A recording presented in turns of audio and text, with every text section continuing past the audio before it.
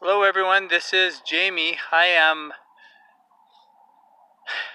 actually up in Canada right now, and I am in a very beautiful city of Calgary visiting a good friend, and wanted to just take a moment and share some thoughts going along the same line that we've been talking about, especially dealing with the idea of the evolution of consciousness. And right now I'm kind of don't know where I'm at, but I'm in a park and just kind of enjoying the weather. The sky has been beautiful today.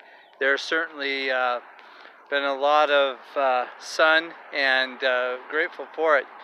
But what I wanted to do today is just kind of share a thought and a concept about vibration and about emotion.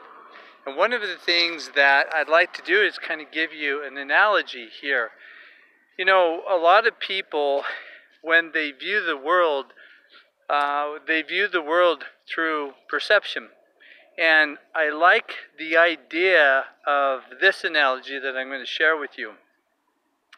You know, there's an evolution of consciousness when it comes to different emotions. So, for example, we know that one of the lowest vibration emotions out there is guilt. And so if you live your life in a state of guilt, for example, you view everything in a state of guilt. So here's an analogy in that I've heard it, and I love to use it because it makes so much sense. If you live your life in a state of guilt and you were walking down the street and you were to see a stranger, oftentimes you have a hard time giving that stranger eye contact. And the reason that you do is because you don't feel confident yourself. And so if you were to see a stranger, like a homeless person, you know, you might look at that homeless person and you might say in your head, you know, I can't believe that individual. He's out there, you know, just a bum and just begging for money. And the thought that goes through your mind is guilt. And what you're doing is you're projecting that on that individual. Now, a higher emotion might be anger. So let's say that you live your life in anger. So this is a vibration where it seems like everything kind of upsets you. And when you look at that same individual, the angry person would look at that and say, I can't believe them. They're out here bugging people and just annoying them. I hate walking by them. They're always asking for money. Why don't they just go get a job? So do you see the difference between an angry person and a guilty person living their lives? And obviously, you know, that's going to affect everything that you do when you're viewing the world. So let's kind of raise the vibration a little bit more, and let's say that you are in a state of confidence, that you feel good about, you know, about life. You got your third chakra is doing really well. You've got some good balance. You're eating healthy. You're doing things that make you a little bit more confident. So when you look at that homeless person, you might say in your mind, gosh, that individual, if they just go out there and try, they could do anything that they want. But when you look at them, if you are an individual who has confidence, you're not going to avoid eye contact, for example. And so in that process of raising your evolution of consciousness, you raise your, not only your emotions, but the way that you see the world. So now let's take somebody that looks through the filter of love. And obviously one of the objectives that I have is each day I have a goal, an objective to, and my intention is when I wake up, I want to live my life by starting saying, you know, I intend to feel good. And God is good. And I want to feel God. And so, however you define God, and I define God as source energy. I define God as the creation of everything.